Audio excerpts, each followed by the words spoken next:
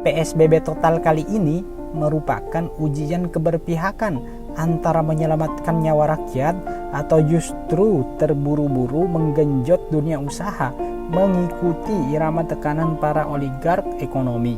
Beredar sepucuk surat dari salah satu taipan orang terkaya di Indonesia berpesan kepada Presiden Jokowi dan secara gamblang menyebut PSBB DKI tidak tepat atau salah. Dalam relasi kuasa, surat seperti itu merupakan ekspresi superioritas, seolah mempertontonkan komunikasi antara majikan dan bawahan, ditampilkan vulgar di panggung depan, diekspos ke publik.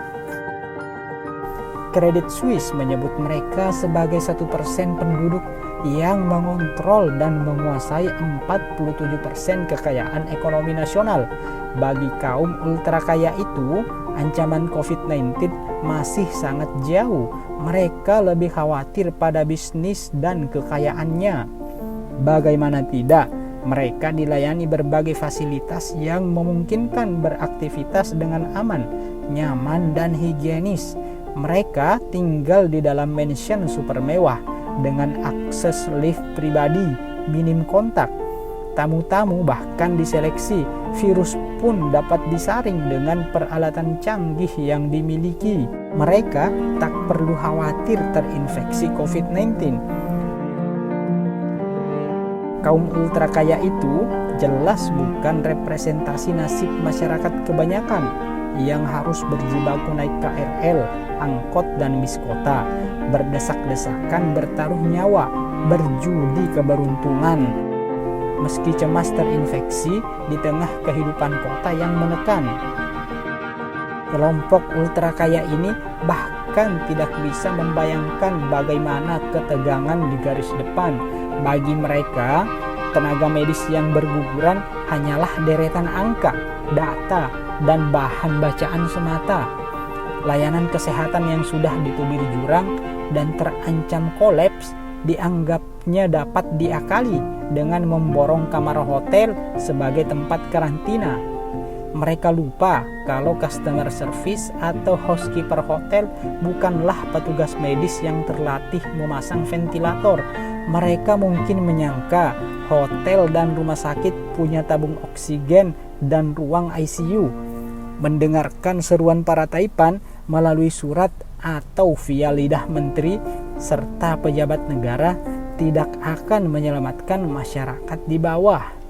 Kita tidak mengabaikan para konglomerat itu memang menyisihkan sedikit dana CSR untuk penanganan COVID-19, tapi sumbangan tersebut tidak mampu menghidupkan para ayah dan kepala keluarga yang wafat akibat kebijakan yang tidak tegas dan mengancam nyawa. Dunia usaha jelas tidak sabar ingin ekonomi segera dipacu. Semua juga begitu. Masalahnya COVID-19 makin tidak terbendung. Akibat sejak awal rencana lockdown dihalang-halangi. Jadi drama politik yang pelik dengan alasan yang sama, demi ekonomi. Kita mestinya belajar dari peristiwa 6 bulan yang lalu itu. Anehnya, ada saja yang berargumen serampangan menilai PSBB total kali ini bias kelas, cuma cocok untuk pekerja kantoran, tapi tidak memihak ke pekerja informal, pekerja yang berpendapatan harian, seperti pedagang kaki lima maupun pengemudi ojek online.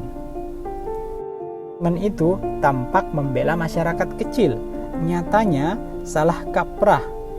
Komentar tersebut muncul karena pandangan parsial, melihat PSBB semata sebagai kewajiban warga negara untuk diam di rumah.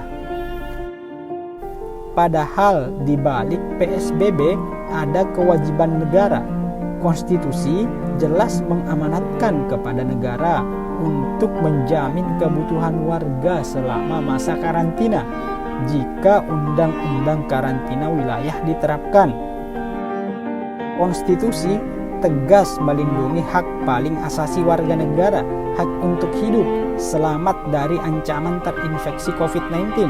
Namun, undang-undang ini dihindari pemerintah. Bikin undang-undang kok tidak dipakai. Ketika pekerja informal seperti pedagang kaki lima dan ojek online libur, negara semestinya menyiapkan kebutuhan pokok mereka. Bahkan bila perlu, ada ekstra stimulus ekonomi. Lagi pula, PSBB atau tidak, APBN tetap tersedot. 690 triliun rupiah dianggarkan untuk COVID-19. Sebagian besar malah mengalir jadi subsidi ke korporasi.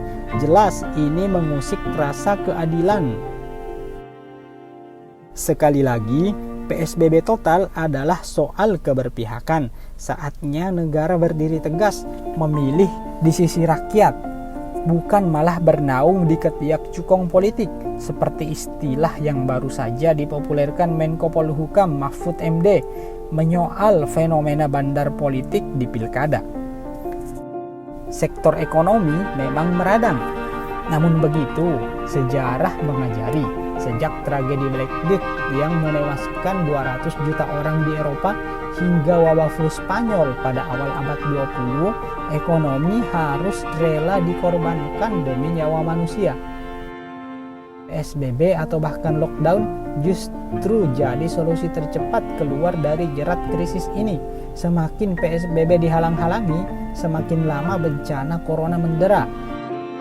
Pelonggaran aktivitas dan new normal sudah terbukti gagal, bahkan berakibat pada penanganan COVID-19 yang kian berlarut-larut, sementara ekonomi tetap bangkrut.